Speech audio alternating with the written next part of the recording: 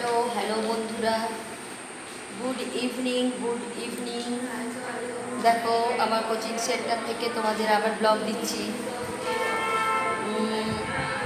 এখন সকালে morning school তো, তাই সকালে ব্লগ দেওয়া যাচ্ছে না।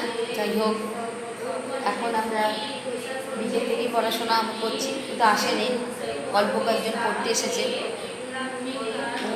যাই হোক, তোমাদের আমার সাথে থাকাটা আমার কাছে একটা বড় পাওয়া।